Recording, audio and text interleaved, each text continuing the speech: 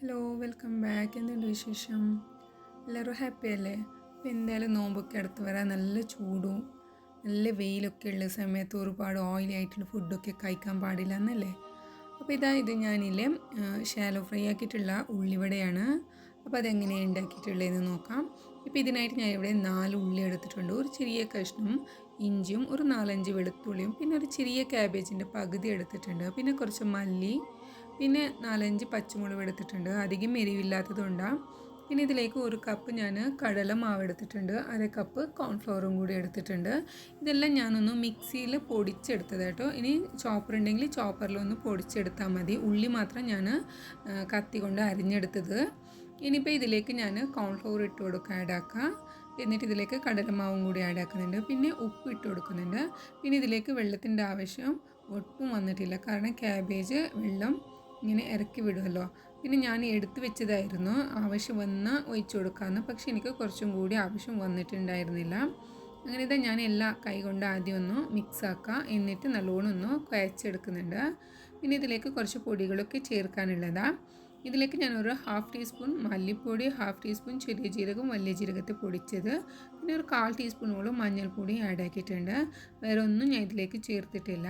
പിന്നെ ഇത് മിക്സിയിൽ ഇങ്ങനെ പൊടിച്ചെടുത്തത് ഞാൻ ക്യാബേജും കൂടി. നിങ്ങൾക്ക് ഇനി ചോപ്പർ ഉണ്ടെങ്കിൽ ചോപ്പറിലും കൂടി പൊടിച്ചെടുത്താൽ മതി.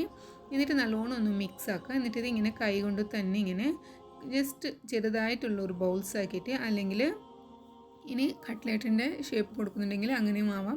ഇതിപ്പോൾ ഞാൻ ഷാലോ ഫ്രൈ ആക്കിയിട്ട് എടുക്കാൻ പോകുന്നത്. ഒരു പാൻ വെച്ചിട്ട് അതിലേക്ക് കുറച്ച് ഓയിൽ ഒഴിച്ച് കൊടുത്തിട്ടുണ്ട്, അധികം ഇല്ല കേട്ടോ, നിങ്ങൾക്ക് കാണാൻ പറ്റുമല്ലോ, അത്രയും ഒഴിച്ച് കൊടുത്തിട്ടുള്ളൂ. എന്നിട്ട് ഇത് ഇങ്ങനെ ചെറുതായിട്ട് ഇങ്ങനെ നുള്ളി പറക്കിയിട്ട് ഇങ്ങനെ വെച്ച് കൊടുക്കുക. എന്നിട്ട് ഒരു ഫോർക്ക് കൊണ്ട് ഞാൻ ഇത് മറിച്ചിട്ടത്. അങ്ങനെ ഇത് അടിപൊളിയായിട്ട് നല്ല ഷാലോ ഫ്രൈ ആക്കിയിട്ട് എടുത്തിട്ടുണ്ട്. നല്ല ക്രിസ്പി, നല്ല ക്രഞ്ചി ആയിട്ടുണ്ട്, കോൺഫ്ലവറും കൂടി ആഡ് ആക്കിയതുകൊണ്ട്. എന്തായാലും ഇങ്ങനെ ഒന്ന് ഉണ്ടാക്കിയിട്ട് നോക്കുക, എന്നിട്ട് നിങ്ങളെ ഫീഡ്ബാക്കൊക്കെ അറിയിക്കാൻ മറക്കല്ലേ.